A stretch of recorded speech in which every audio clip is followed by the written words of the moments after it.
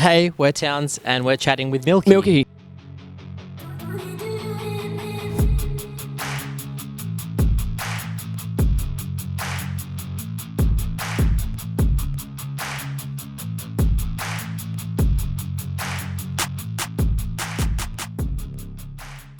Aston and I met at uni in, I think, 2014, I believe, and we were both like studying a media arts degree. And then it was like the first day of uni, there was like this fire drill kind of thing, so everyone was outside.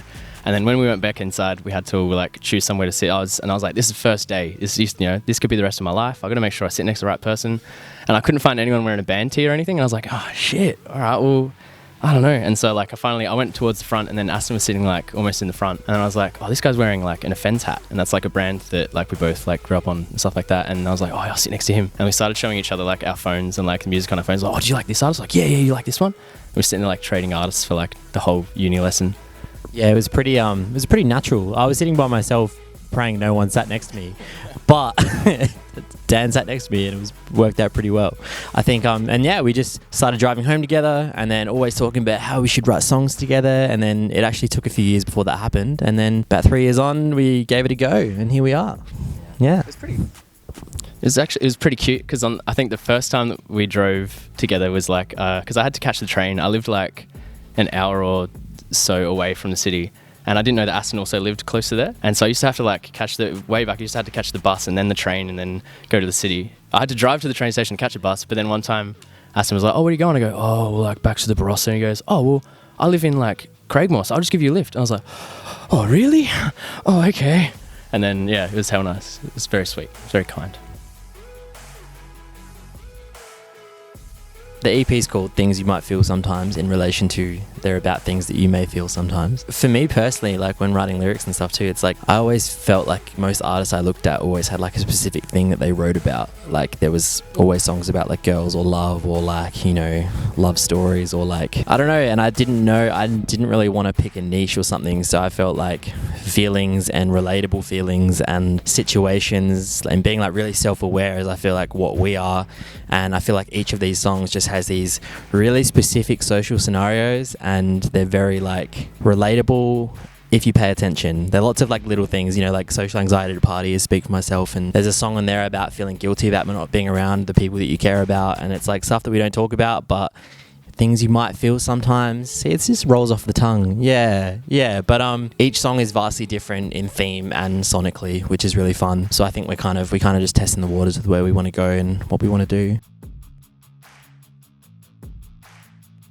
I feel like a lot of that comes from like, we grew up listening to like heaps of different stuff, and I feel like we both grew up listening to like metal, and then I feel like there's literally like metal. I mean, we both like grew up listening to like heavy music. I feel like as we grew up, like we just kept listening to heaps of different stuff, and there's just been so many waves of punk that's like adapted so many different genres in there. And then I fucking love pop music, and like I just love things that sound crazy and stuff. And I'm so mysterious and crazy. Yeah, and I feel like we love music so much, and I feel like it's just the most natural thing for us is just write things that we like, and like we always take from different genres that we like. And this EP is kind of like when you go to like a really good Chinese restaurant and you want to try like 8 dishes. That's essentially what we did. We were like, oh, we just want to like write like 8 different songs. We don't just want to write one. Like, so I think there's definitely songs that we connect with more, but I think we loved the challenge of having to write a song that we necessarily wouldn't usually write. You know, we kind of actively went in being like, oh, who cares if this doesn't sound like what we used to play? It's like fun for us. So yeah. I think that's also what we do at restaurants, is that we love to like, I mean, I do. Whenever we go to restaurants, I always go, Aston, what are you eating? Like, because I want to share. I want to eat every meal. Like, I want to have like 20 sides and 4 mains just so I can try everything. And so I think the EP is kind of like that. It's just how we are, and it's just the most natural thing we do is just trying everything.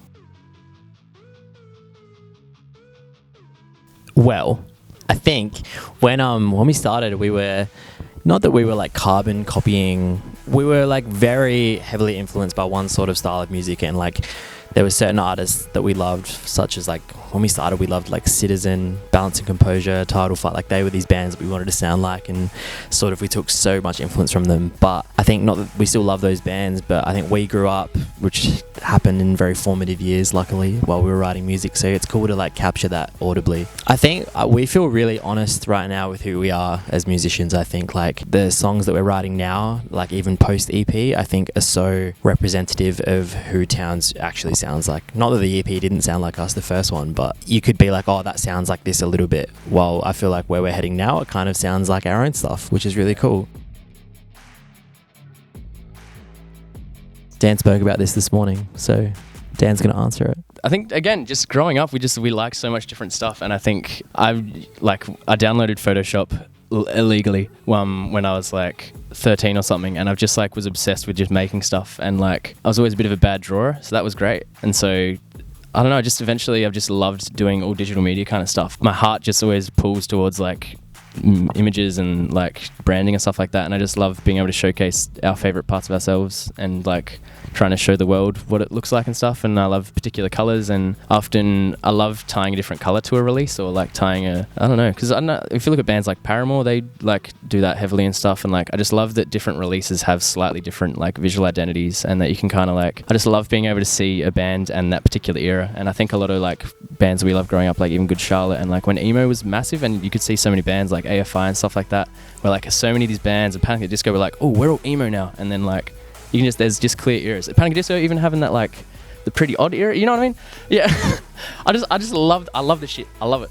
Sorry, you go. I was gonna say, I feel like with our identity, I feel like it's synonymous with like how comfortable we are as people now. Like I feel like music aside, like as people, both Dan and I are so confident in ourselves now. Like we definitely had our insecure periods, and we still do, but like I think who we are now and what we represent as, we're very like, this is who I am and I'm okay with it. So it's kind of, I feel like that's nice, because we're kind of not ashamed of the things we grew up on. We kind of embrace them now. I feel like there was a period in high school where you were like, oh, I don't like Pokemon, or I don't like, video games, like, but now we're just like, no, we just like what we like, and that's us. So yeah.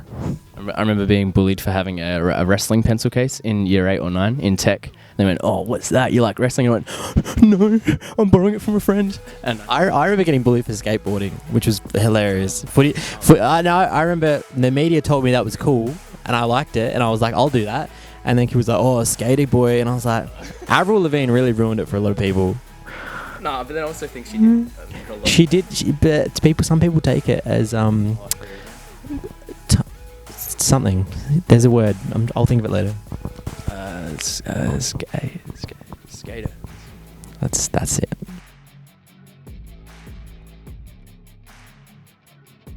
I think my favorite song on the EP is a song called Okay So, but I wouldn't play that to someone. I think Speak for Myself, the song that just came out, is probably the one that I like love. That one was just one that I felt really connected and happy with and good, and I didn't care if anyone liked it because I loved it. So that's what I would pick. Hopefully you like it. 98 is a good one too, because I think 98 is like, when we wrote it, we went in with this like, yeah, we reckon it should sound like the Wombats, like more indie and upbeat kind of thing. And then just when it came out, we were like, oh, it sounds kind of like Blink. And I think because Blink and Good Charlotte and stuff like that were bands that we like were so heavily like inspired by when we grew up and stuff. And I think that song is just, I think it showcases a lot of different periods of our lives and bring it all together kind of thing.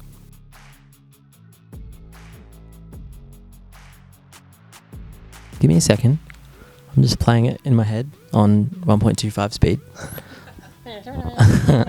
So, I think the song Okay So, which I mentioned before, like the title of that, I think is like really like, I think it's better if I explain it, but I felt like growing up, or like whenever I got bad news or was about to be told bad news, it always started with okay so, and I kind of brought that into my forefront. So now whenever someone wants to chat and they start it like that, I kind of get a bit like arched back, because I'm like, oh no.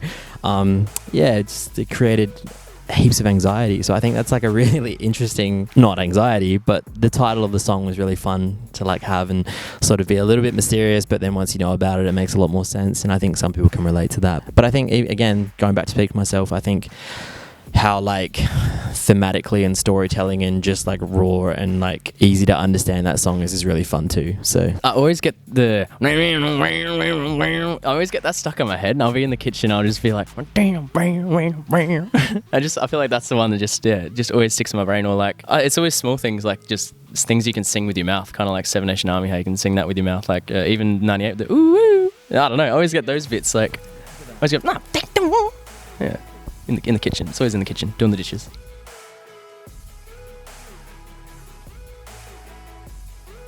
Never the same show twice.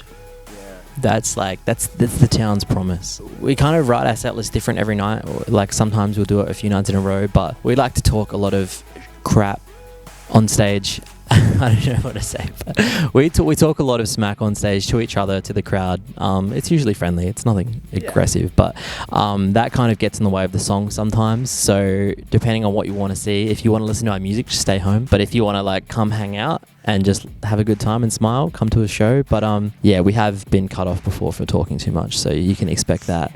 But yeah, I think we never. Someone asked us, we write down scripts and stuff, but we don't do that. That's a horrible idea. Even when we like. And if we did, we'd write better stuff than what we say. Like it's like not good stuff. We have fun, and I feel like we just love doing this. We love playing shows. We don't even care if anyone's there. We do it because it's fun. But please do come. Please do be at the shows. I think playing in person just, I don't know, I feel like that's the most, not gratifying, but I don't know, I think we have a lot of people that listen to our music are, I think, similar to us in a way. And often when we play a show, it feels like we're just slowly building this community of people who all feel like certain things kind of thing. And like, I don't know, sometimes a lot of sad people come to our shows. I think that's cool. And just... Not that they're sad. No. But I just love that, yeah, we're slowly, it just feels like everyone's coming together. It's like a community. It's a safe space for people to come and hang out. And I think what's also cool is I've had this with bands where I've loved the album, or I've liked the album, and then I've seen them live and I've loved the band so much more, and I've loved the songs like way more. And I think it's because, like, not that there's anything wrong with producers, but when you see a band live, you're getting like the most honest representation of what they want to sound like. There's no outside influence except the sound guy and the venue and a few other things. But in terms of like when you see a band live, like I feel like when you see us live, where I feel like we're the happiest with ourselves. You know, recording can get a bit tricky because once it's done, but you can play shows over and over again. So I agree.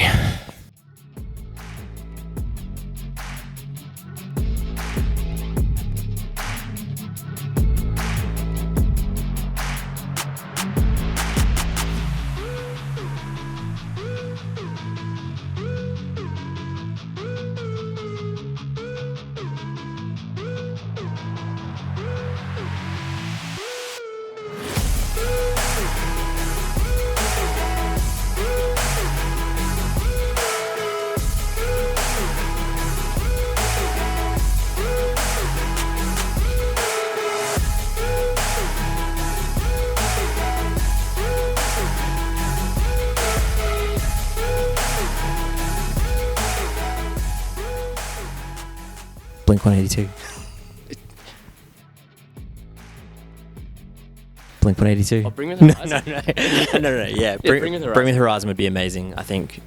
Yeah. Blink-182. But I can also mix that up and say the Vine's Highly Evolved. A lot of them. I don't know. Lady Gaga, Fame Monster. That's a good one. Inception. American Pie. Oh, yeah. I'm always thinking, fuck. My mouth's dry. Yeah, your mouth is always dry. Yeah. No matter how much water you get down there. Doesn't do anything. Never. Oh, Hannah Montana. Oh. Miley Cyrus, Be True Babes. Yeah. But I do like TV show. It's pretty cool. Blur song 2. Oh, I love Daydream Believer by the Monkees. That was like in a songbook when we were in primary school. Froth it. It was the Vines. Perfect. The Wiggles. The Wiggles. Oh my god. Actually, this is just the one that's in my head. I saw Stella Donnelly like this year, and I've never been so infatuated by an artist the whole time. So Yeah, either that or the Wombats, or we went to Bring Me the Horizon Adelaide one time when they played Drown. That was just such an epic moment. I think everyone's crying. It was so sick. It was Panic at the Disco, A Fever You Can't Sweat Out. I think mine might have been Maroon 5 Songs About Jane. Yeah. The red hair one, and then I also bought an acoustic one I didn't know it was acoustic. Spice Girl. Yeah, I'm going Spice Girl. They can have more fun. Alright, I reckon mine would be Spice. Oh yeah, I've got time. I'd be Cheeky Spice. Yeah, you would be Cheeky Spice, little shit. Iris by the Goo Goo Dolls. I love Without Me by Eminem. I know all the words. Oh, it's Super Bass, Nicki Minaj. Oh, Minaj.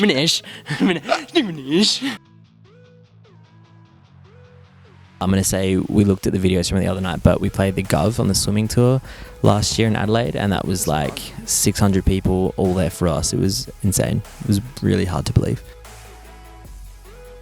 I've got this one song, what's it? I want to bang my drum. Well, I can't remember how it goes. I want to work. I just want to bang on my drum all day. I can't remember who it's by or what it is. I think it's literally bang my drum all day. I guess it's pretty weird, but sometimes when I'm home in the morning, I like to just put on like traditional Italian music to like have around because it makes me feel like I'm on holiday. I kind of do that by myself. That's a weird thing. Yeah. Bring Me the Horizon. I don't know. I reckon Bring Me the definitely. They've definitely made it pretty wild. Otherwise, I think someone who's snuck in is Tame Impala. I think they've done some stuff to the industry without actively trying to. I think people are doing. There's something happening underground. Some Illuminati stuff. Dear future me, money runs out. Yeah, true. Dear future me, just look at the clock a bit more. Maybe set some more alarms. Be a little more on time. A little bit more. I think it was when I heard Rage Against the Machine, Killing in the Name of, and there's that part where it says like, F you, I won't do what you tell me. And I didn't. And then hearing that in the car, I think I was like, oh, I love this rebellious attitude. How do I do that for a living? How old? Like 9. Maybe 9, 10. I reckon School of Rock and American Idiot by Green Day. I reckon those two things like came out very similar time, and I was like, yeah, that's it. And I got a like plastic guitar for Christmas or birthday, and I was like, yeah, I'm gonna be a guitarist. Didn't really, nah.